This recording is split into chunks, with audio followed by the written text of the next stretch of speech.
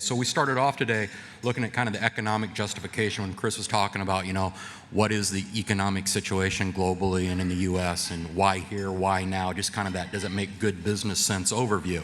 And that's where you always start. Does it make sense? And is it the right place and right time? And then John and Chef Stu talked a little bit about what's driving the market and what the market's looking for in the product. And that's the second area we look at is the market. What we're going to launch into here in a second is more of the technical, the get or done part, if you will, of the business. What are some of the considerations and concerns and constraints about actually raising the fish? And so it's a long list. In fact, Alan's going to end up this group talking about how we just touched the surface with the speakers we picked today, that there's lots of other considerations. After that, we're going to be hearing from Farm Credit in terms of what are some of the financial considerations that you need to be thinking about when you look at a new enterprise. And then, of course, the fifth and often the most important one is what are the management skill sets that are needed to go into an enterprise. And, of course, then we're going to talk to some actual producers about some of the management things they've learned in their journey so far. So I think just pointing that out in the middle kind of helps put into context of how today was pulled together. And so I just wanted to kind of paint that picture of how the framework of today's meeting came together. So with that in mind, what I'm going to do is I'm going to introduce our next four speakers that are talking about some of the technical aspects and constraints and opportunities in aquaculture production. And I think I'll go ahead and just introduce all four of them. You've met a couple of them already, and have them work their way up, and we'll just transition through those four. I'll sit down here in front and kind of try to keep them in a time frame that'll allow us an opportunity to maybe ask a few questions right at the end.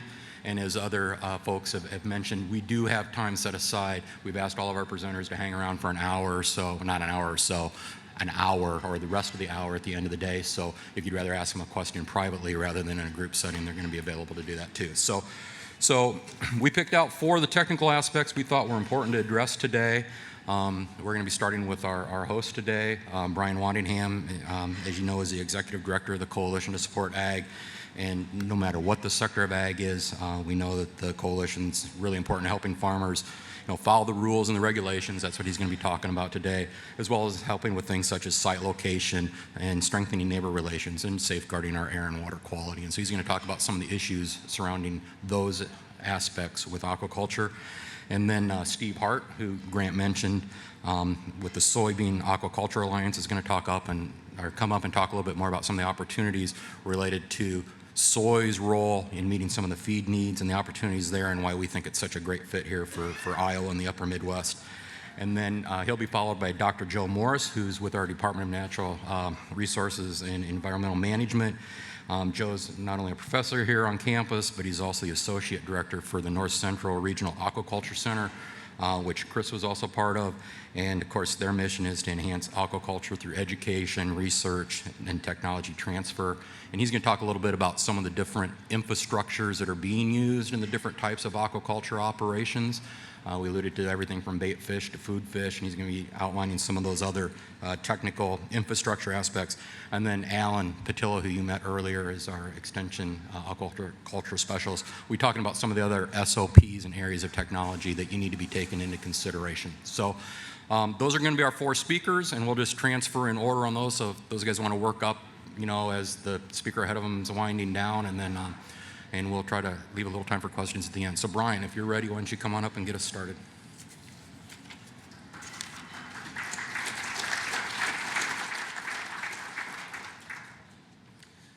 All right, thank you very much, Ray.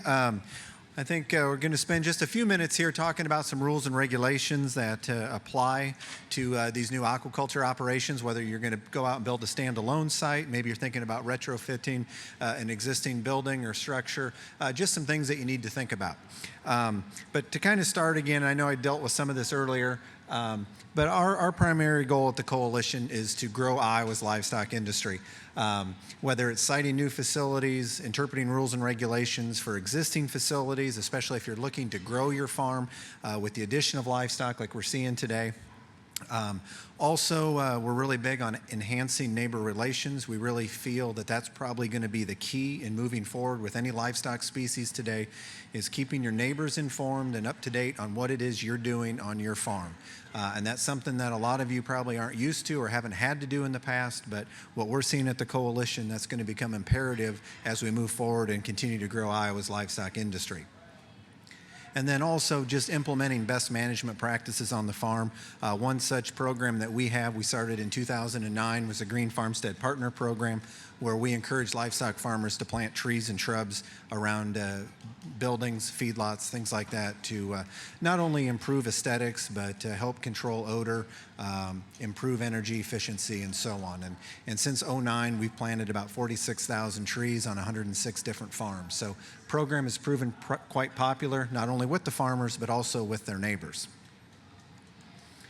And again, Iowa's 7 major commodity groups make our work available. So if any of you today have questions about maybe siting a new facility for fish, or maybe you've got other livestock, you're thinking about increasing in size, or maybe bringing a son or daughter back to the farm, give us a call. All of our work's available at no charge, completely confidential, again, due to the commodity groups up there on the screen. And also, like I mentioned, we just celebrated our 10-year anniversary, so we have been around now for a decade, well established, and I think have proven to be that trusted third-party resource that can go out, work with livestock farmers, keep things confidential, and really visit with you to determine where you're at today, where you want to get to, what resources you have available, and then we'll sit down with you and figure out the best way to get you there. And just a quick snapshot, as you can see, our call volume from 2009 to present. Since 2009, our calls and farm visits are up over 65%. So there is a real demand for our services out there today, and calls keep coming in, as well as the opportunity to go out and actually sit down with you and your family at your kitchen table, in your machine shed, in your pickup, driving around, looking at things. But we can kind of give a perspective, whether it's a pre-DNR EPA inspection, post-inspection, or just giving you some ideas on how to grow, bring that next generation back to the farm. That's what a lot of our calls are dealing with today. And again, one of the new emerging opportunities that are out there is fish farming. And that's also taken a few calls, so that's why we sat down with Iowa State Extension and decided that we needed to do something, bring some folks together and talk about these opportunities, maybe some considerations, as well as the challenges. So that's why we're here today. And one other thing I want to mention, that with these calls that we're seeing, the really great thing, the exciting thing, even as I look out across the room today, we're really seeing an increase in calls from young people. Probably at least 50, if not 60% of our calls are coming from young people, and I call young people under 35 years of age. Recently college graduates, or maybe had off-farm jobs for 5 or 10 years, but now want to get back home to the family farm, and livestock is still probably the best way to make that happen today.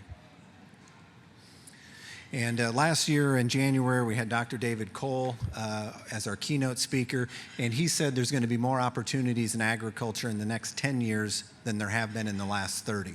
And I think our numbers are really supportive of what he had to say. Now, with all those opportunities do come some challenges, and like I mentioned already today, neighbor relations is probably one of the keys for that.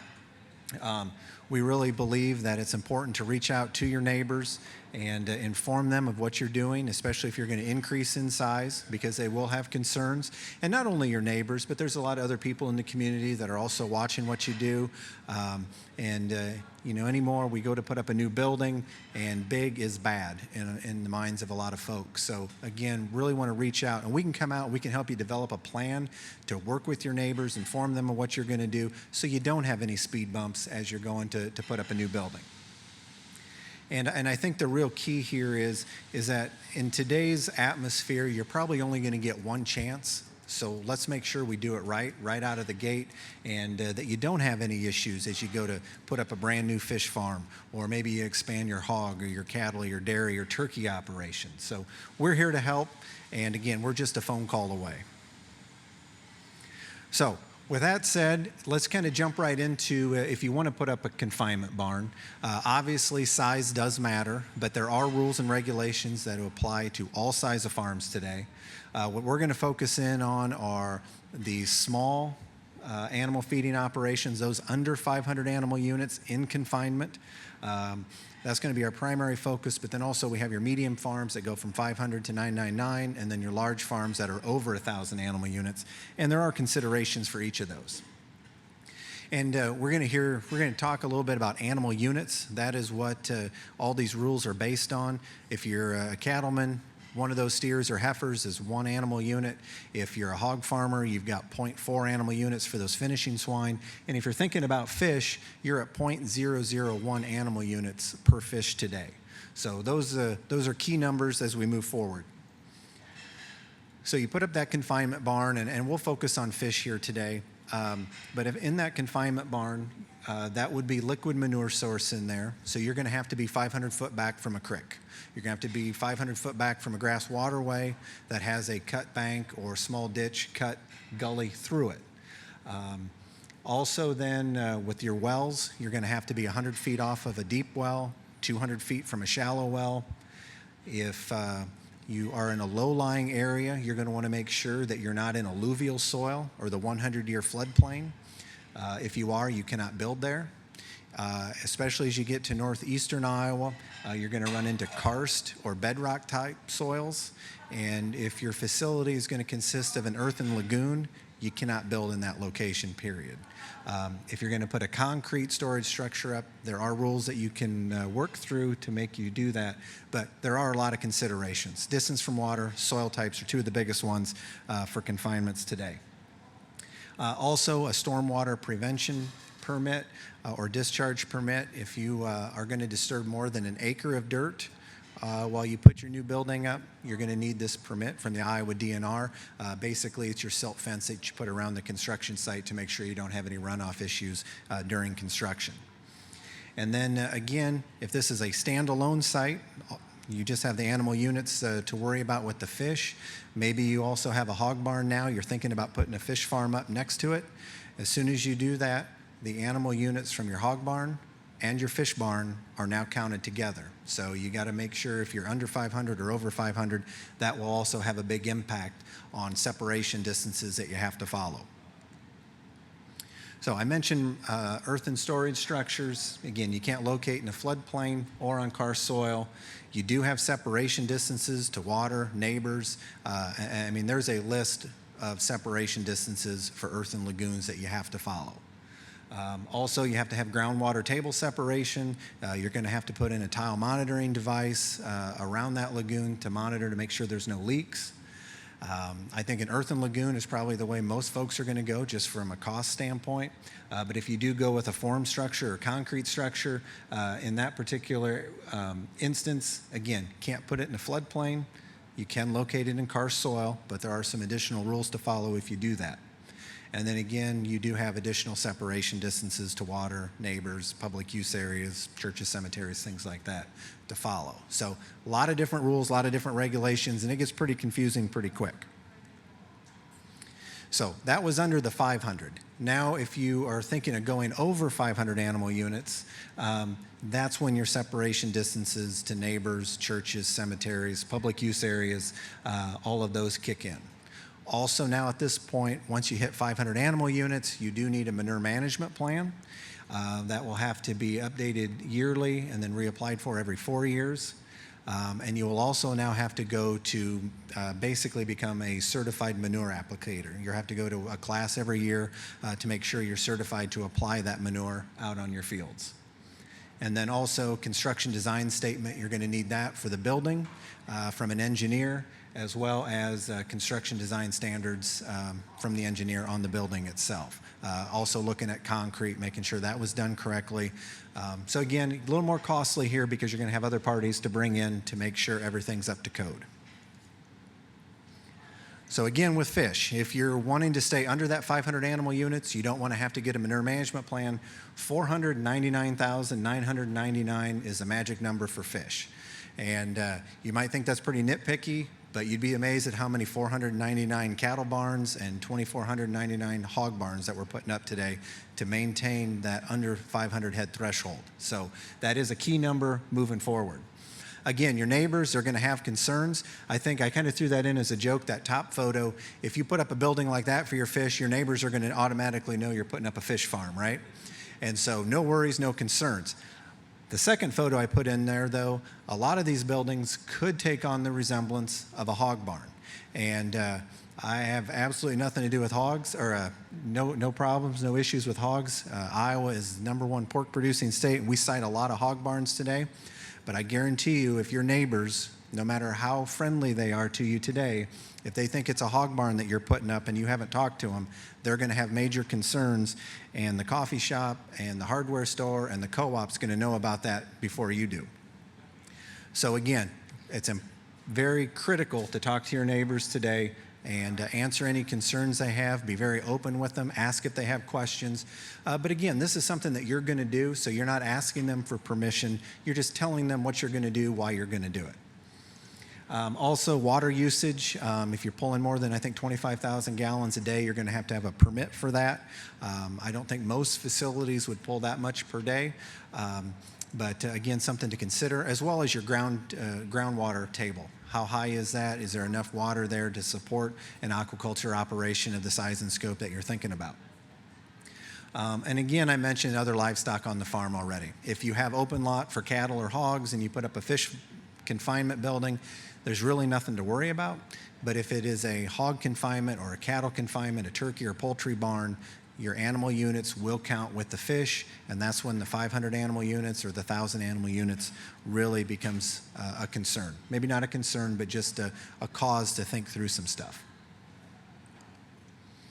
And again, with permitting, just taking a look at some of the environmental stuff, if you are going to go with an under 500 animal unit fish farm, there's really not a lot of issues with that.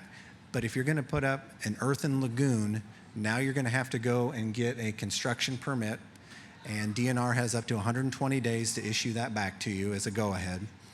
Once you get that construction permit, you're then going to need to go through the master matrix in your county.